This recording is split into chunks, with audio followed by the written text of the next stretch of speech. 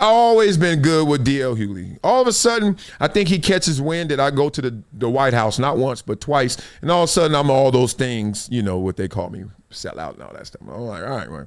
Well, D.L. Hughley, now you have 3 seconds to comply. Right? He's shooting at me. I got to shoot back because I don't start nothing, but I finish everything. So we are here. And it's just silly to me that he really thinks that I'm going to change what I think because of his thoughts. Or I'm not looking out for people. Or I'm doing harm to the community. Or any of the things that he's probably going to say right here because he just disagrees with me because of my vote or because of my beliefs. Well, two could play that game. So let's hear what he's got to say. Let's go. Oh, that was fresh. Oh. Well, last time you were here, you let Marcellus Wiley have it. Yeah. I can't stand Marcellus Wiley. They all do the same thing. Marcellus Wiley? I don't like him at all. Really? I don't. That's my man right there. Okay. He's a regular on my show. Okay. Why? Why do you not like Marcellus? This is the first time hearing this. They make hating us convenient. They make hating us really? Yeah. Okay, two things. One, I love how everyone goes on these shows and try to bring me up and then always talking about how I'm using them for content. But then when they bring me up, the person it happened with Lebatard, it's happening with Vlad, they bring him up to the person like, really? I like him. And we don't agree on all things. So it's weird how you now look immature for trying to be like, don't you hate him too or something like that? And another thing is always know this logically. He's trying to say I make it convenient for racists to hate black people. If they're racist, I can do nothing to help us. So that's what I'm saying. I'm arguing with this old man with these new tattoos about something that doesn't make any sense. Dog, what are you saying? I'm making it easier for the people who don't like us to not like us? I thought they already don't like us. Who are you talking about anyway? Give me some names and numbers. Who's the racist? This is just ignorant. But you know me. I don't start nothing, but I'll finish everything. I've never picked up that. Okay. Like we've had serious conversations about race and everything else like that. I can only tell you this. I've given you my reasons. Like the shit that he just said about Jimmy Kimmel. All Jimmy Kimmel had to do was apologize. Jimmy Kimmel got his job back without apologizing. That caught me off guard. Why? Because I've been cool with Marcellus this whole time. Okay. So I kind of got caught in the middle of this. Yeah. And you too. Vlad, you ain't get caught in the middle. Like, you know what it is. You like both of us. That's good. I don't want you to be in the middle, like caught. And DL, if he's going to be honest, was cool with me too into that. So let's hear why he flipped. And because of my relationship with Marcellus, I hit him up and I said, hey, listen, this came out in the interview. This was DL's opinion. I didn't necessarily agree with it. It's still, by the way, my opinion. Yeah, I get it. I said, but, because of our relationship, if you want me to take this out, I'll take it out. He said, no, run it, let it run. You'd have took it out? Because of my relationship with him, yes. What about your relationship with me? Well, I'm caught in the middle of this. No, you're not. I'm caught in the middle of this. No, relationship with both of you. If you you'd have took it out, I'd have felt some kind of way. You would have felt some kind of way. Yeah, well, then I would have probably had to go back to you and say, okay, this is what Marcellus wants, so this is where I'm caught in the middle of it. I tell you what, my interviews are going to be way bigger than his, so you just be clear. I get it. No, you clearly don't. No, I get it. But then again, I also have to respect relationships, right? I do too. And no. That's true. D.L. Hughley is a bigger star. Is that it? I'm not in the star category. He has more cachet. Yeah, absolutely. Especially when you're coming at me. No, just kidding. No, respect. I told you I'm a fan of yours. You're not going to change me because you voted one way and I didn't. Point that I'm like, yeah, fuck Marcellus. Right. No, I was like, no, that's my man. Like I'm cool with Marcellus. You know the funny thing in the world is, do you remember recently when they removed, they reclassified nursing, and the federal government wanted to reclassify nursing and all these degrees that women had, right? And then basically the purpose of that was to make sure that, because that was their ascension, like they reclassified nursing degrees, and people are physical therapists and people are anesthetists and all, like, and so the very. All right, be careful. My wife's a nurse. I hope we're not going there, because boy. Then you're going to see how this can be football. And let's just say I play all 4 quarters of football.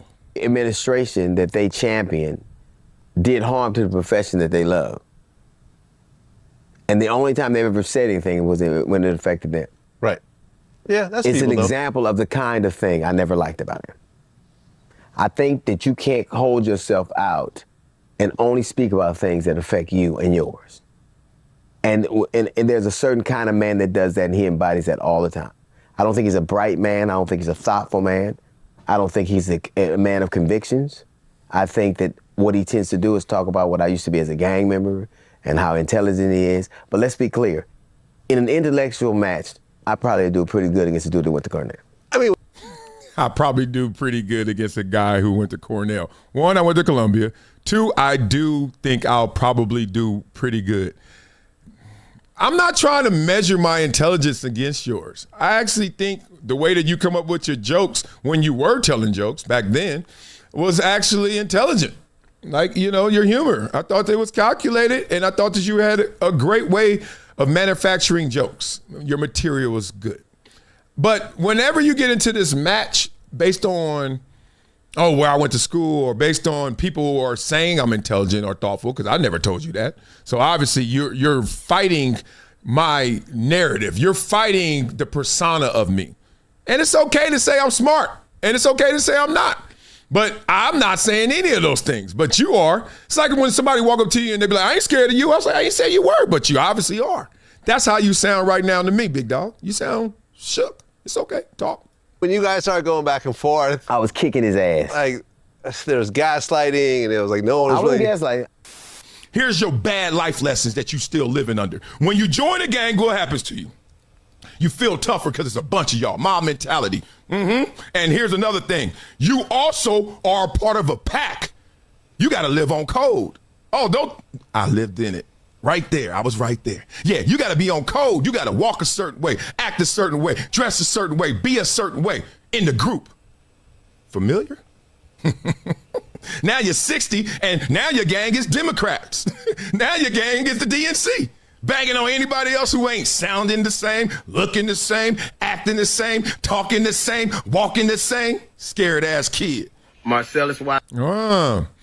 Yeah. That was made with the direct intention of telling you the only reason you flipped on me, because you didn't flip on me personally. You didn't flip on me when I saw you last, which was like a month or so before that. You flipped on me because of a vote, or you said I'm MAGA, or you said because I went to the White House, whatever it may be. And that's just gang mentality, which is really slave mentality. That's all. You know you're guilty. It's okay. But retort.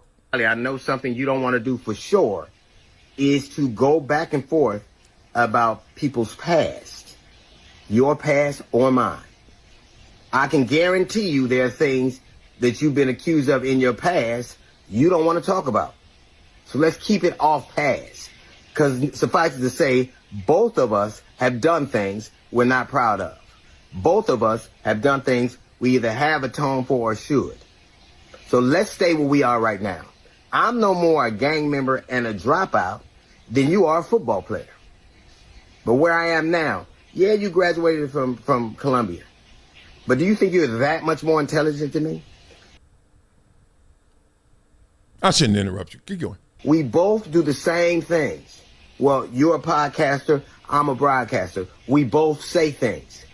I despise. We both say things. Okay. The thing is, I don't run from my past, never will, never have. And I actually am so proud of my past. Bring it up. I hate when people want to disqualify some things just because it's not flattering, right? I also hate when people take away someone's greatest thing to say, well, if they weren't tall, they wouldn't be good in basketball. No, it all counts. As soon as you're born, it's all of record, brother. So bring up past, bring up future if you want to. But the present is where I am right now, and I got the gift, brother, and I got the gift of listening to you. And right now, you still haven't given, even to the person you're talking to, a good reason why you don't rock with me. And I don't need it, but I think you need it because people are wondering, where's this coming from? If not, be fine with being someone that sounds delusional. Let's go. It's people who do harm, who've helped do this kind of harm to my people. I despise them. It's not something I say for fun. I despise people who have been accomplices in all that we see going on around here and who constantly are proud of it. Look at the shit that the administration is doing to people that look like us. So you hate everyone who voted for Donald Trump. Got it. You hate half the country. Oh, you only hate the black people that voted for Donald Trump because they do harm to your people. Got it. But you don't. So do you hate him when Donald Trump does good for your black people, for your people? And you know he has. I know it probably can't leave your lips or you'll burst into one big bubble of fire. You just can't say anything. But you know there are things of record this administration has done that help black people, whether it's the investments in the HBCUs, whether it's the crime rates, it's particularly black neighborhoods, et cetera, whatever. You know there's things. But let's continue. Look at what's happening. This is not me playing. You an accomplice to that. And then you say something when it affects you and yours? It's insane to me. You look at it, it's people, there are literally people being taken off the streets. People have died and will die. And you helped it happen. And now, when you could say being a black Trump supporter right now is starting like being on crack right now. Nobody does that anymore. Like literally. There's a lot of black Trump supporters these days. Okay, and I have no use for them. In fact, I feel there's more black Trump supporters now than, in the middle of his first term. I think that they probably initially were. Yeah. I think, and I think, to me, you know me, I've been pretty much the same. He's the same. No, I feel you. I think what I thought before. You didn't stick the landing, big dog. It's okay. You just say it. Sometimes, as my grandmother said, you can't make sense out of nonsense. You have dumb reasons to not like me. And it's okay because that's part of your mentality, your street life, your gang life. It's a dumb reason. You walked around here. You mad that I keep bringing that up because I thought you outgrew it. You didn't. So you still caught in the Arrested Development. You still mad at people who they on the other side. You the same dude. That's why you still getting tattoos. You still that dude. You're 60-some years old and you still act 6. Maybe 16 is a better one because that's when you're really out there banging on somebody. Man, look, you ain't going to tell me how to think. You ain't going to tell me how to act. I'm not trying to do that to you either. I know where you are politically. I still reserve all the right and respect to think you are a great person. Okay? You are way off on me and you're way off on black Trump supporters and wherever else you want to put me into another group. Everything about you is a group. You're scared, shitless. Like, I hate scary people. Like people that just, where's the group? Over there. Where's your group? Right here. Come on. You ever watch them old like Bruce Lee movies? Like I'm doing it. I don't need everybody. You do. This group, I'm over here, and I'm doing harm. I'm doing harm by telling somebody what I think, and more importantly, what they should be looking at, which is all of the perspective, not just one side or the other. So you love me when I voted Democrat every single time in my life, but not this time. Oh man, I hope he's getting paid for this. And I don't want to make that assumption, but if you're not getting paid for this, dog, what are you standing on? Literally every time he gives you the platform to say, all right, go ahead, talk about him. You have nothing to say. He's a black Trump supporter. So now, I bet he was playing Nicki Minaj with his family, and all of a sudden he's like, I'll turn that off. The song ain't changed, dog. I ain't changed. You're the one that's changed. Who else is a black Trump supporter, I guess, out there? I don't even know I don't even look at people like that. What is a black Trump supporter? Are you a black Harris supporter? Is that what I'm supposed to call you now? That's your new name? You ain't little homie from the hood, old homie from the hood? You now little Harris supporter? How ignorant can we be? Can I please get off this topic? I thought he gave me something to talk about. I thought you had something to really say. If you're going to hate me for a good reason. But y'all, all these insecure black people that walk around here thinking they're going to get a blacker card than a black card. I want my card to be super black, uber black. Wesley Snipes black. You think your card going to get blacker because you're going to diss me. And then say you here for all of your people. You here for the black community, but you're going to accept that percentage of black supporters or Trump supporters or conservatives.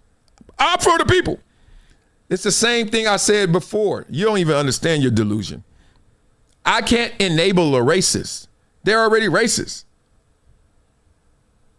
You want to love the black community, but kick out a growing faction of it, a large piece of it? Make it make sense, slave. Make it make sense. All right. Keep being led by others because you love the group. And I'll be over here doing me and loving life, not bothering anybody, and still saluting you because no love lost. Let me put you on to something that's part of my daily routine now. Vinia, not a powder, not a pill. It's the Daily Chews 2X formula. And yeah, they taste good too. It's plant-based. No stimulants, no crash, no jitters, no banned substances, no junk. It's Informed Sports certified. Just something that actually delivers. Link in description, vinia.com/Marcellus. Discount code Marcellus10 for a 10% discount. Wow. It's been a decade plus that I knew that this day was going to come. Oh, this is not hyperbole here. Because I think the words.